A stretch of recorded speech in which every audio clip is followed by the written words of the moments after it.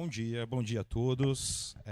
Sou o Thiago Santos, como já apresentado, falo aqui em nome e represento o Grupo Unimar, uma constituição instituída aqui em Santos em 1994, em 1995, perdão.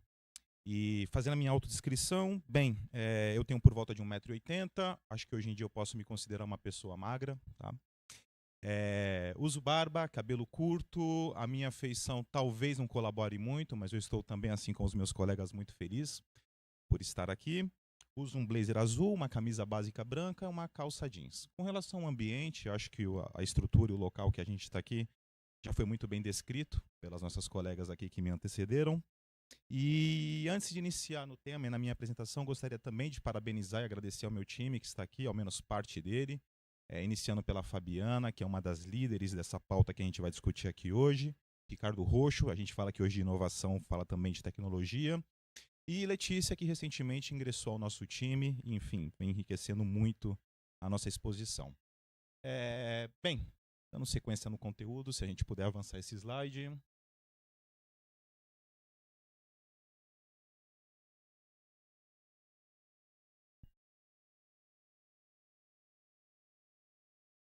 Legal, pessoal. Falando um pouquinho da Unimar, apesar de eu sempre falar que a Unimar, na verdade, a Unimar hoje é um grupo, né?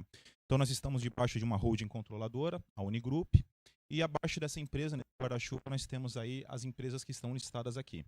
Hoje nós falamos em 7 empresas dentro do grupo, empresas que atuam intensamente no porto, muito focada no serviço de agenciamento marítimo, e uma das nossas operações, a nossa operação mais recente, ela vem voltada para o agronegócio, né? Então, nós também fazemos a comercialização de cargas de commodities agrícolas, tá? Quando a gente fala de uma agência marítima, pessoal, eu sei que isso não é o contexto diário de todo mundo que está aqui. Podemos manter no segundo, por favor, pessoal? Vamos lá. Quando a gente fala do agenciamento marítimo, né, para aqueles que não estão habituados com o termo, o navio, ele hoje, para ele operar internacionalmente, no Brasil, nós temos uma característica de mercado em que empresas internacionais elas precisam ter um ponto de apoio local, né? Esse ponto de apoio não só para sustentar toda a operação desse navio, mas também partilha da responsabilidade desse navio. Então, vocês podem imaginar uma empresa coreana, uma empresa chinesa, uma empresa europeia que vem até o Brasil com seu navio para fazer o embarque de uma carga de soja, por exemplo. Ele vai fazer uma tocada aqui no porto, em que ele vai passar 3, 4, 5 dias, quando muito, e volta para o seu país. Só que isso precisa de uma rastreabilidade, precisa de um suporte operacional, logístico e também fiscal. E nisso a agência marítima ela faz a representação dessa empresa internacional aqui no Brasil, né? Então, falando um pouquinho de alguns números dessa operação, no ano passado aí foram mais de 2.000 navios operados, tá? Santos, naturalmente, é o principal volume, apesar da gente estar no Brasil inteiro. Eu vou pular direto para o container, que eu acho que é uma referência um pouco mais prática para todo mundo, e essa operação ela movimentou mais de 600 mil containers, né, ao longo do ano passado. E eu trago esses números porque, quando nós falamos do marítimo, de porto, de navegação em geral, os números sempre vão ser números colossais, vão ser números muito grandes, né? E isso reflete naturalmente na responsabilidade que há por trás dessas operações. E muito em conexão hoje em dia com a pauta ESG, que é o nosso foco aqui. Podemos seguir, por gentileza? Falando um pouquinho aqui do Thiago, tá? Me apresentei para vocês. Bem, eu chego na Unimar há 20 anos atrás, por meio de um programa de formação, um programa de estágio. Hoje eu ocupo a diretoria de estratégia corporativa. Essa diretoria ela toca basicamente os setores de apoio e planejamento da companhia. A minha base é tecnologia, então isso acabou encurtando alguns caminhos para mim. Sou formado pela FATEC, aqui de Santos. Algumas especializações, mas eu destaco aqui a questão da premiação internacional. O setor marítimo, principalmente para o agenciamento, ele é regulado por um órgão internacional que é a FONASBA, tá? Essa FONASBA, eu costumo brincar que são 2 prêmios em um, porque o primeiro prêmio é você ser considerado um jovem talento com 39 anos, né? Isso mostra como que o setor marítimo portuário ele é conservador. E aí a gente vai discutir lá na frente como que isso impacta quando a gente fala em mudanças, né? Então, naquela ocasião, em 2023, eu fiz a apresentação de um estudo em que eu abordava a questão da descarbonização do setor marítimo não só como um desafio, mas principalmente como uma oportunidade.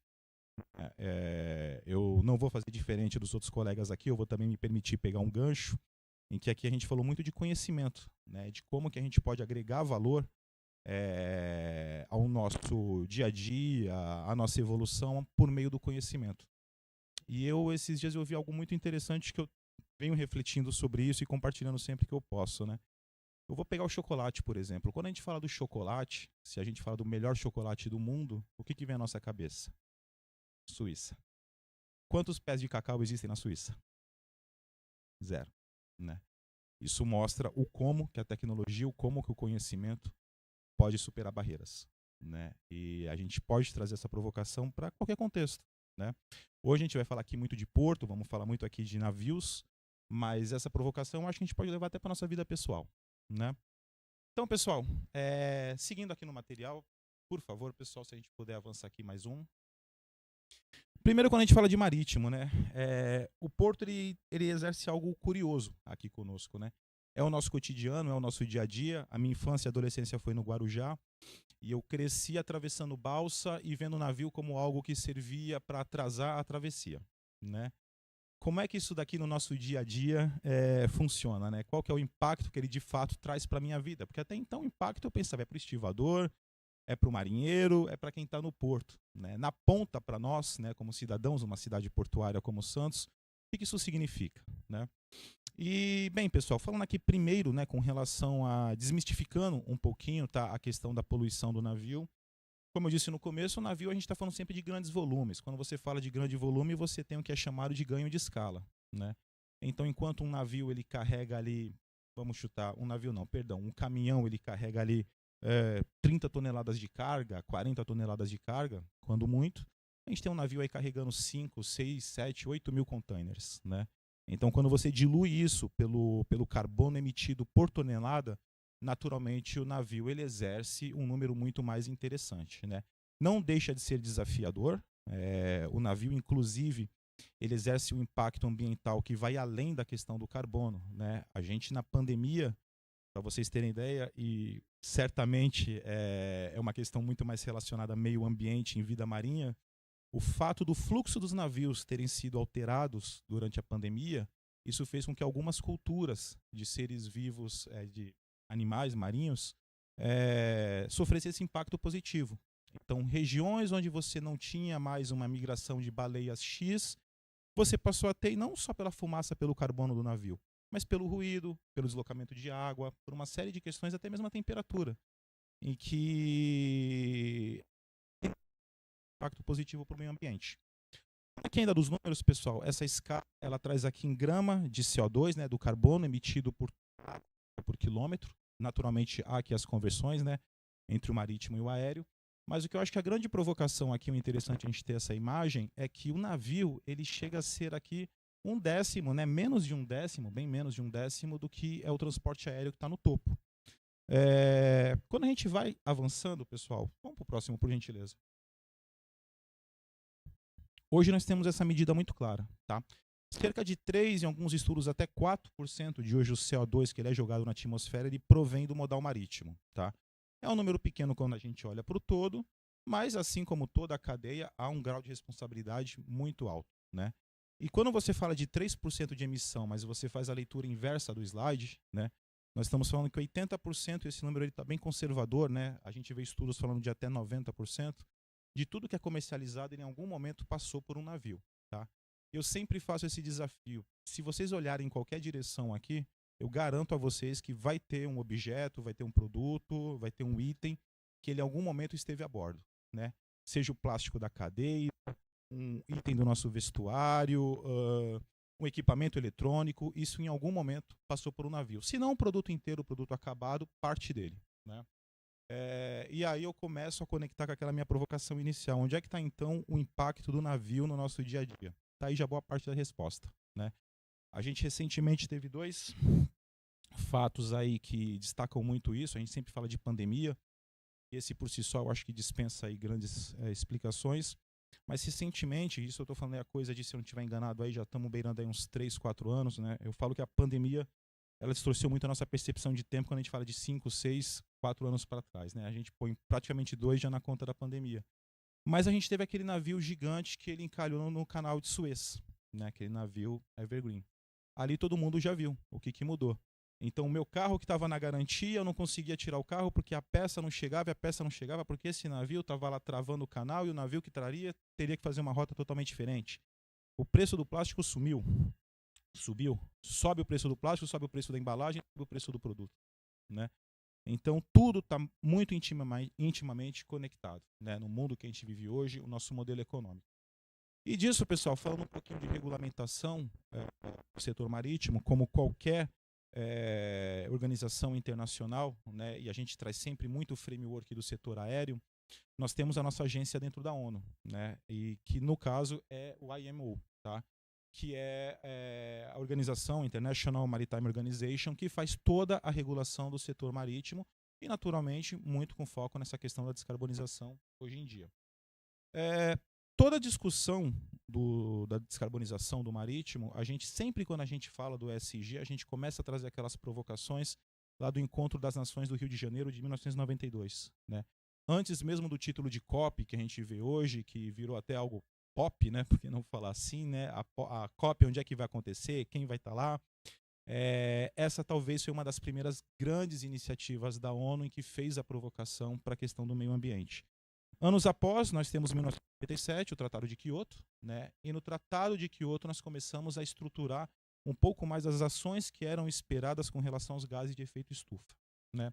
Nisso, o IMO ele é provocado, né? Ele começa a ser cutucado, vamos dizer assim, pela ONU, de que, olha, vocês precisam trazer para a gente um modelo que justifique a indústria marítima com relação à descarbonização, né?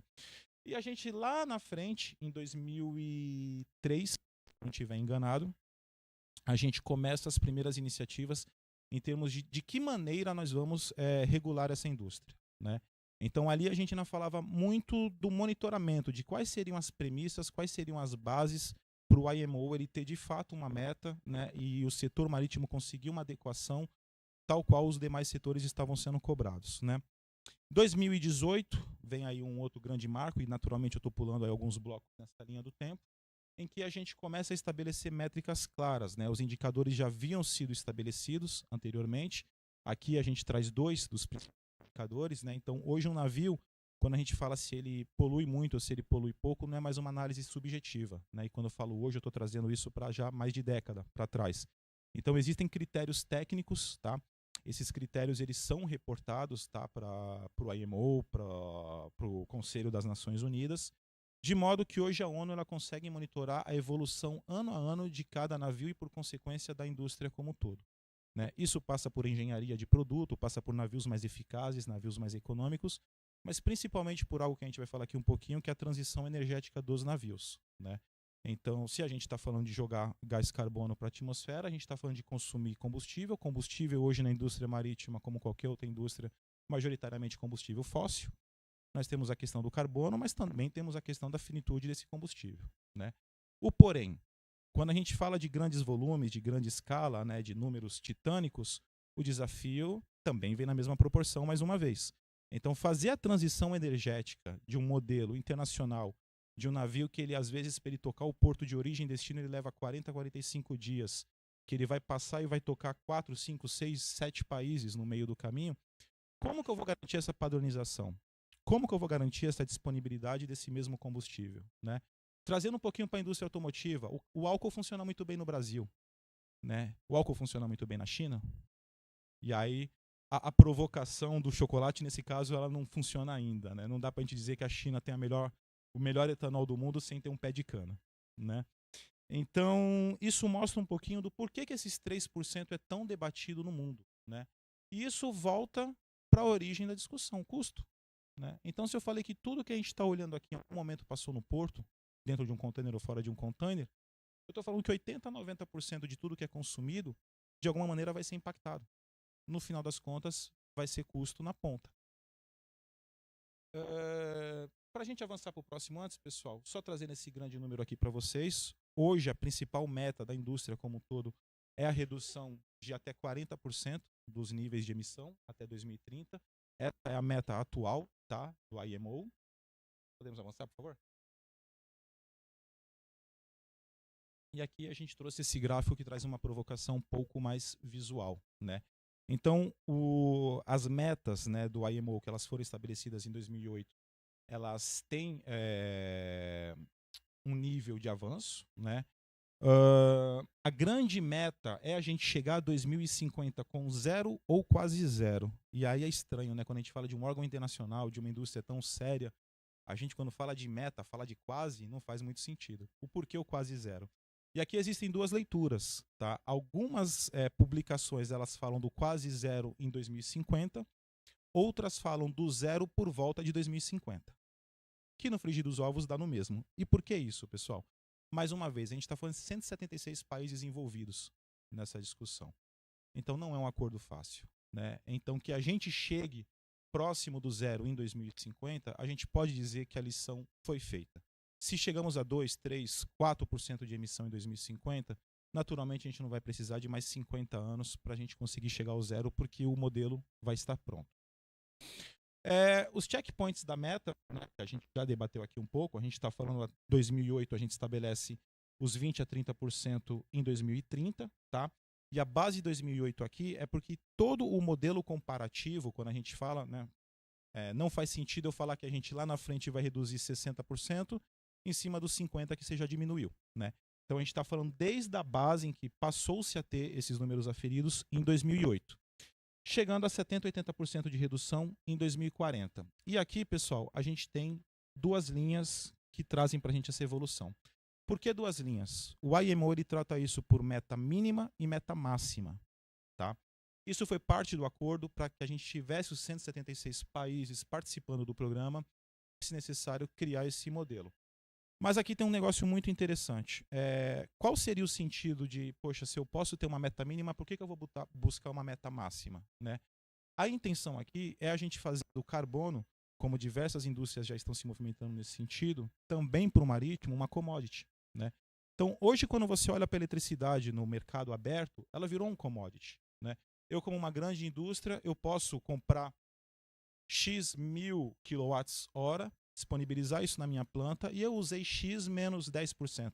Né? O que eu faço com isso? Eu ponho no mercado aberto para vender esse meu excedente. Com carbono vai ser a mesma coisa, né, para o marítimo. Então, quem está na meta mínima vai poder comprar crédito de carbono que vai ser gerido por quem está na meta máxima. Quem está na meta máxima vai receber incentivo da ONU e isso vai gerar uma segunda cadeia de valor. Pessoal.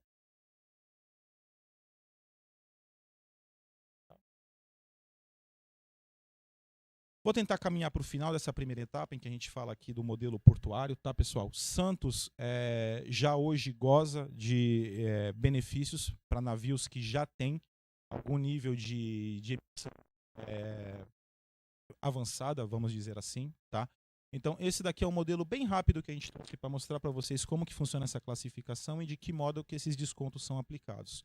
Para vocês terem uma referência no nosso dia a dia, fazendo uma busca aqui nos navios de Santos, a gente está falando aí de algo em torno de 15 mil reais por navio, tá? Gerado de economia em descontos, como um benefício, como incentivo para as empresas que hoje já fazem já têm alguma iniciativa nesse sentido. E isso vai ser natural, pessoal. Isso daqui vai ser um requisito, vai deixar de ser um desconto. Naturalmente, uma empresa que ela vai ter essa pressão e tudo na logística, ela acontece de maneira conectada, ela vai buscar por portos que tragam algum tipo de benefício nesse sentido. Vamos avançar. E aqui a gente começa a falar um pouquinho da Unimar. Eu vou dar uma boa corrida aqui, porque eu acho que é interessante a gente falar do mercado em geral. Mas quando a gente fala da Unimar, da mesma forma que eu falei que quase tudo que a gente olha aqui, de alguma maneira passou pelo porto, quando a gente fala de ESG, sempre a boa notícia que eu trago para desmistificar um pouco o assunto é que muito dificilmente uma empresa hoje em dia não vai estar com algum item debaixo de um dos 3 pilares do ESG. Em discussões ESG, a gente sempre leva a coisa muito ambiental para o E, isso é ótimo, isso é excelente, mas principalmente a iniciativa privada, eu vejo que ela tem que ter um compromisso de igual maneira com os demais pilares, com S e com G. Eu não vou me recordar quem foi que falou aqui, mas falou da vulnerabilidade social de algumas pessoas que estão em condição de pobreza, de miséria. Eu sempre falo isso, né? Você falar de sustentabilidade para quem está morando na palafita, espantando mosquito para conseguir dormir, não é tão fácil. Mas, entretanto, você falar do S, você falar de gerar oportunidade, você falar de apoio social para essa pessoa, com certeza você vai conseguir uma conexão muito melhor. Então, eu costumo dizer que as empresas, mas como eu faço para eu entrar, evidenciar alguma ação de ESG. Cara, você tem um programa de estágio. Um programa de estágio ele pode ser considerado uma ação sua do Pilar S. Você está gerando oportunidade, você está mudando a vida daquela pessoa, você está botando ela no mercado de trabalho. E aqui a gente tem alguns números, né? Em 2018, nós entramos no Pacto Global da ONU, fomos reconhecidos. Hoje nós temos projetos homologados e reconhecidos nos 17 ODSs. Mas quando a gente entrou, foi muito fácil porque nós pegamos todo o nosso sistema de gestão da companhia e botamos ele sob a ótica do ESG para identificar em cada quadrante, cada uma daquelas nossas ações poderiam funcionar. Então, um programa de auditorias ISOs, o ISO, ele está diretamente relacionado ao meu pilar G de governança, onde eu estabeleço meus critérios, os meus processos. O meu programa de estágio, o fato da minha empresa ter uma preocupação com a equidade de gênero, hoje a Unimar, o nosso número de mulheres está à frente do número de homens. São 53% de mulheres para 47% de homens. A gente busca ter a extremidade? Claro que não, a gente busca esse equilíbrio, né? Então eu falo que é uma competição, talvez não seja o melhor termo, mas é uma disputa saudável, né? Então meses a gente está ali com 2, 3% acima no sexo masculino, meses 2, 3, 4, 5% acima no sexo feminino. E aqui alguns itens com relação ao nosso pilar E. Então a gente vai falar mais à frente, 1 milhão de litros de água aqui de reuso, 27 toneladas de resíduos devidamente tratados e 64 toneladas de carbono que nós deixamos de lançar na atmosfera por meio desses programas. Podemos avançar? Um pouquinho da nossa linha do tempo dentro da Unimar, né? Então, alguns dos projetos aqui a gente traz de 2010, sendo que esses projetos todos passaram a ser homologados junto ao Pacto Global. Não vou entrar em cada um deles aqui para a gente avançar no tempo. Podemos ir para a próxima. Alguns grandes números, tá? E quando vocês olharem para esses números, para vocês terem uma ideia do que gerou tudo isso, em Santos nós estamos falando de 220 pessoas aproximadamente. Brasil, 360. Podemos avançar? Alguns programas em relação à responsabilidade social, que eu falou. O primeiro, eu sempre gosto de trazer uma luz para ele, né? Então, a gente, em 2023, se eu não estiver enganado, né, Fabiana? Nós fizemos a arrecadação de mais de 4,5 toneladas de alimentos aqui em Santos. A questão aqui é a campanha que a gente trouxe para o Dia das Mulheres, do Absorva Essa Ideia, em que naquela oportunidade era muito discutida a questão da pobreza menstrual, no caso das mulheres. Então, nós trouxemos os nossos parceiros, os nossos colaboradores para essa campanha. Foi uma arrecadação inédita e recorde para o Fundo Social de Solidariedade de Santos. Mais algumas das nossas ações aqui. Essa daqui ela é muito interessante. Primeira semana de jovem empreendedor da CE, um hackathon em parceria para impactar a vida de jovens com relação a oportunidades do Porto. Tá? Então nós tivemos mais de 350 jovens participando desse programa, um final de semana inteiro na associação comercial. E desses jovens nós temos aí uma meia dúzia de casos que desenvolveram carreiras dentro do grupo da Unimar. Vamos seguir. Vamos avançar. Algumas gincanas. Vamos em frente. Aqui, pessoal, vou tomar aqui um minutinho só muito rápido. Já há alguns anos nós trabalhamos com toda a energia do nosso escritório aqui em Santos sustentável. Nós estamos no prédio Nação, tá, com 3 andares, como eu falei para você, 220 pessoas aproximadamente dentro do prédio. E nós somos uma das pioneiras na região em operar dessa maneira, com as famosas fazendas verdes, que nós falamos hoje em dia, né? Então, em modelo cooperado, nós participamos dessa produção no interior do estado de São Paulo, da geração de energia solar. Usamos a rede privada, a CPFL, aqui em Santos, para essa transmissão, e a Unimar gera créditos por conta disso, tá? Vamos em frente. Alguns números, tá? Então, naquela questão da água de reuso que eu havia adiantado para vocês, hoje toda a água de chuva ela é aproveitada dentro do nosso prédio, mais de 1 milhão de litros de água economizados, e aí a referência aqui que a gente está falando de mais de 100 caminhões-pipas durante esse período, né, pessoal? É o suficiente para abastecer o nosso prédio por 1 ano. Vamos indo. Eu peço desculpas a vocês, eu dei uma aceleradinha aqui no final, mas eu acho que a mensagem em geral a gente conseguiu passar aqui. O importante é isso, pessoal. Nós somos uma empresa local, uma empresa daqui de Santos, com atuação no Brasil inteiro, mas com muito orgulho de falar que o nosso DNA é santista. Isso a gente fala não só Brasil, a gente fala mundo afora. Então, nós nos colocamos à disposição de vocês para trocar experiências. Não começamos com toda essa estrutura, mas tínhamos sim um time muito engajado, um time que acreditava na causa e que fez acontecer com os recursos que nós tínhamos ali a cada uma dessas etapas. Então, finalizo parabenizando a todos pelo tempo aqui, agradecendo pelo convite em nome da Unimar e desejando uma boa apresentação aos meus próximos colegas. Muito obrigado, pessoal.